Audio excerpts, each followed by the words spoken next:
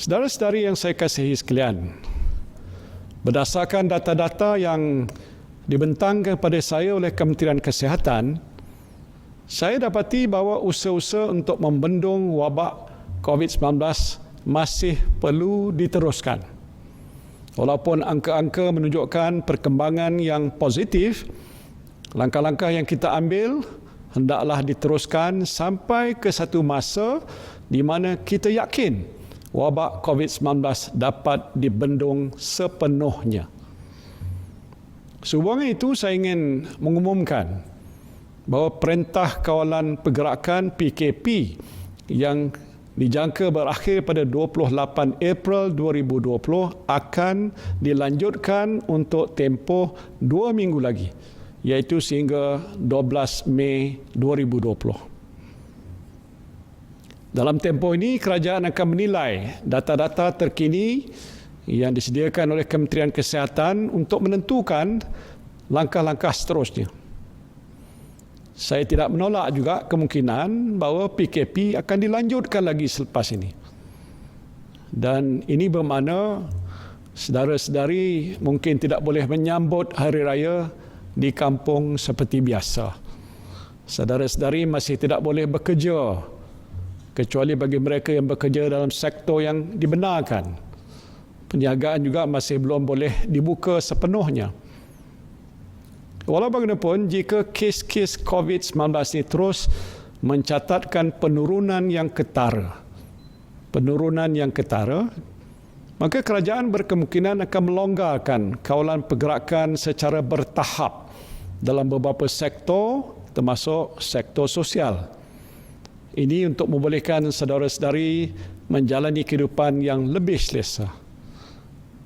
Majlis Keselamatan Negara sedang merangka satu pelan yang menyuruh mengenai perkara ini. Dengan kemungkinan pelanjutan tempoh PKP, kerajaan sedang mengkaji kaedah untuk memulihkan ekonomi atau revive the economy secara bertahap. Ini termasuk merangka pelan pemulihan ekonomi jangka pendek dan sederhana bagi memastikan aktiviti ekonomi dapat dibangkitkan semula dengan pantas selepas tempoh PKP ini berakhir. Sehubungan itu, saya telah mengarahkan Kementerian Keuangan dan Unit Perancang Ekonomi Jabatan Perdana Menteri untuk merangka pelan pemulihan ekonomi jangka pendek, jangka sederhana dan jangka panjang yang menyeluruh. Tumpuan pada masa ini adalah untuk mengenal pasti langkah dan inisiatif yang akan merancakkan pertumbuhan ekonomi jangka pendek dan sederhana serta mendorong keyakinan rakyat dan pelabur untuk menjana semula ekonomi negara kita. Antara inisiatif yang sedang dirangka ialah membina keupayaan dan kemahiran rakyat, menggalakkan perbelanjaan domestik, meningkatkan daya tahan industri termasuk PKS, serta memupuk persekitaran pelaburan yang lebih positif untuk masa hadapan.